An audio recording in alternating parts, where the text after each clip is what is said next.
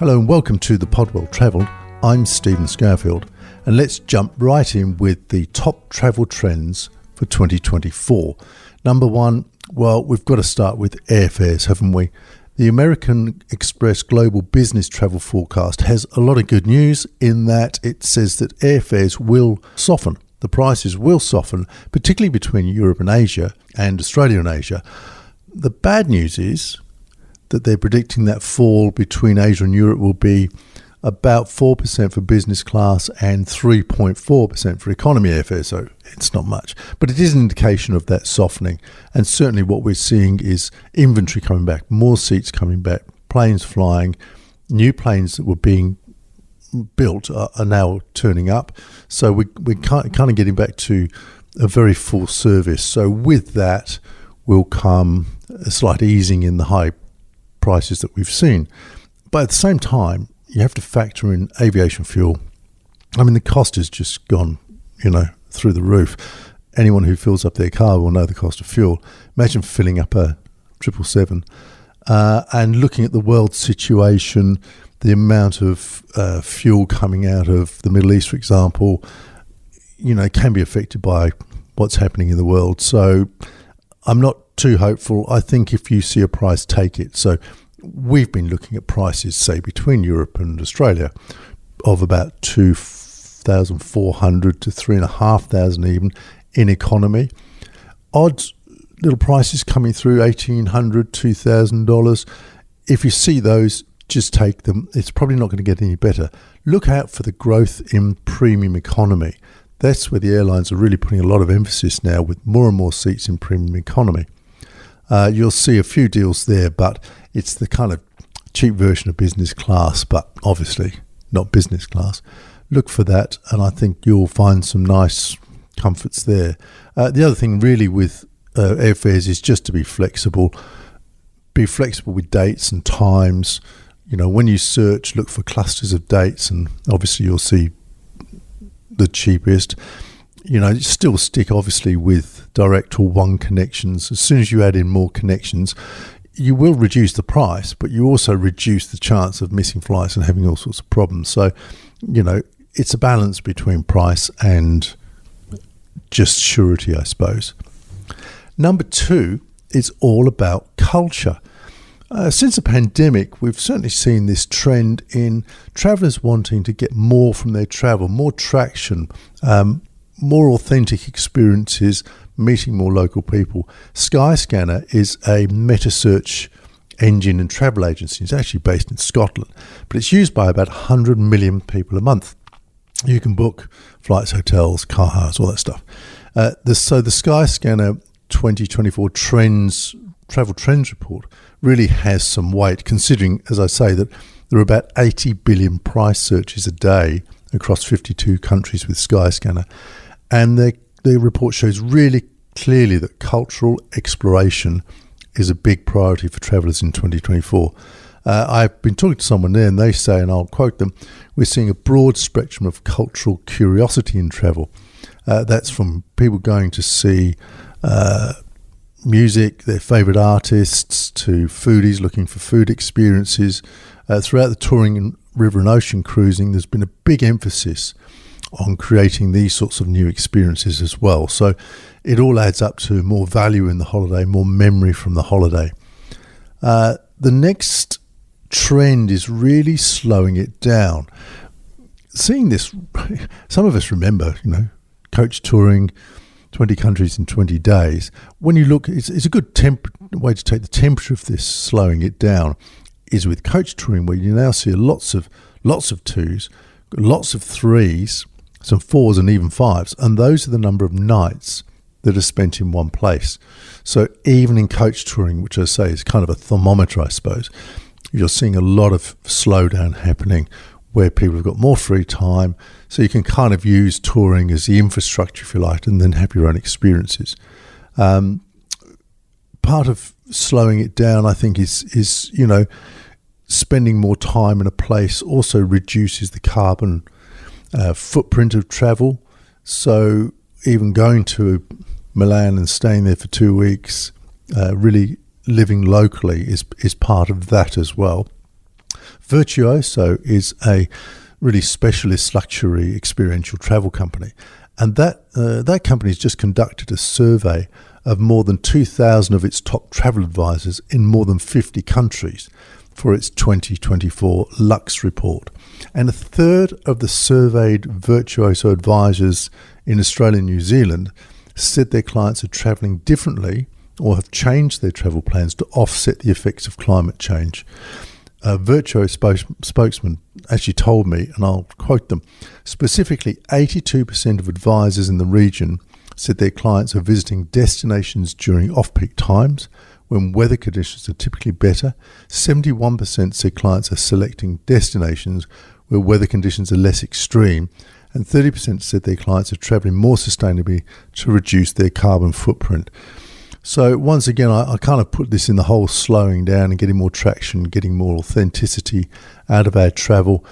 Changing short flights for train trips in Europe is a good example. And of course in France, that has to happen. They're not doing, if you can take a train for a similar journey, then you have to do that. So I think that whole slow down, take it more easily, travel lighter is a very big trend. Number 4, we've always talked about travel insurance, of course, never more important, but not just travel insurance, good insurance.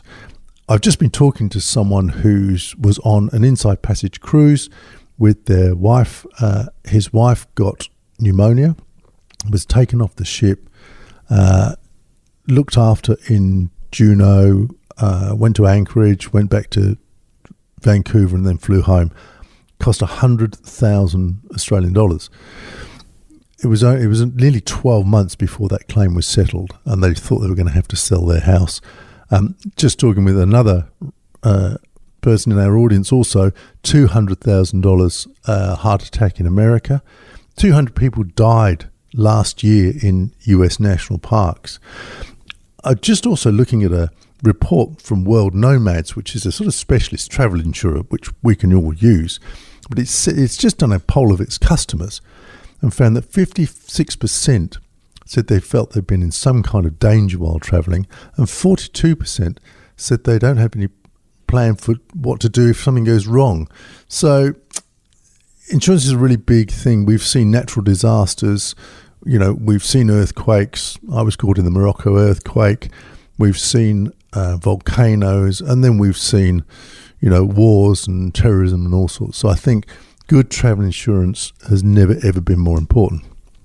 Treat it as a trend. Now, solo and single travel is a big trend.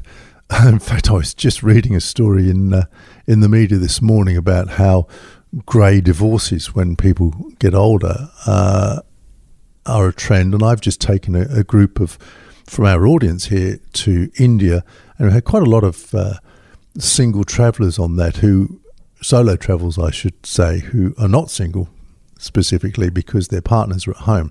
So they'd come along on a group trip just to meet new people and have fun with someone else, just get their own story to take home, I suppose. And because a partner just didn't want to go to India. Seeing all sorts of responses to this single travel. I'm just looking at Viking Cruises had 25% off its single supplement for some departures 2024, 2025. And as I'm just reading now, Journey Beyond, which does rail travel in Australia, the GAN, the Indian Pacific, and they've got 20% off their single cabins. So they do gold single cabins, which are very nice. They've got a single bed which converts to a sofa. It's got all the luxury, all the comforts of their normal gold class, but in a single cabin. So certainly the industry is responding to this single and solo travel, and we're seeing more and more demand for it. And the last big travel trend has got to be cruising. Cruising just came back after the pandemic, sort of across the board. And wow, there's a significant number of new ships going to take to the water in 2024. It's worth just saying straight up that these ships are important because they have less imprint. The design of ships has changed. the fuel's changed. I mean, we're seeing hybrid ships, we're seeing better, more economical use of fuel, and of course the end of heavy fuel in cruising, which is very important. Viking, Royal Caribbean, Princess, Silversea, Ritz-Carlton are in there. Cunard, Disney, they've all got new ships. You know, the size that we really kind of like at this moment are the sort of under 1,000 passengers. Really seems to be a good, you know, cruising, touring sort of size where people can get on and off fairly easily and spend some time in local areas. I'll look at Viking Vela, which is going to have 998 passengers, so that's a good size. That's 17 passengers more than their existing ships. Silversea's got a second 728 passenger Nova class ship called Silver Ray. Once again, just with all of this size of ship, designed really to stop, slow down a bit, spend more time on shore. And then you get into the bigger ships. Wow, the biggest story of the year will be the Icon of the Seas, 7,600 passengers. So that is just a destination that starts sailing in January 2024. We've also got Utopia of the Seas, 6,700. Just loads of restaurants, bars, entertainment, things to do. So they're really, say, just floating destinations. The rest include Princess Cruises. It's got Sun Princess, 4,000 passengers. Cunard's Queen Anne, which is on the water soon. And Disney really having a big presence with Disney Treasure coming out as a sister ship to Disney Wish. Lots and lots of new ships, and you'll see more themed cruises, country music cruises, food cruises, you name it. I think also with prices on cruises, you'll get a good price if you book a long way out, and you'll get a good price if you wait. So for all of those who've downsized and are living in apartments or a sort of lock up and leave situation, be ready to go because you'll get prices. So those are the big trends. Other small trends which nearly made it into our list: Northern Lights, absolutely top of the wazoo for lots and lots of people. Svalbard Archipelago, you'll be on cruise ships. You'll be in Tromsø in Norway if you want to be on land to see Northern Lights. Iceland, I don't see any softening in the interest in Iceland. Once again, probably a cruise ship is a pretty good way to do that because it's not an inexpensive place. But to drive around Iceland on the ring road, 1,328 kilometres, route number 1, and it laps the country, and that connects all the fantastic sites. Iceland is an amazing place to visit, just not on the same latitude.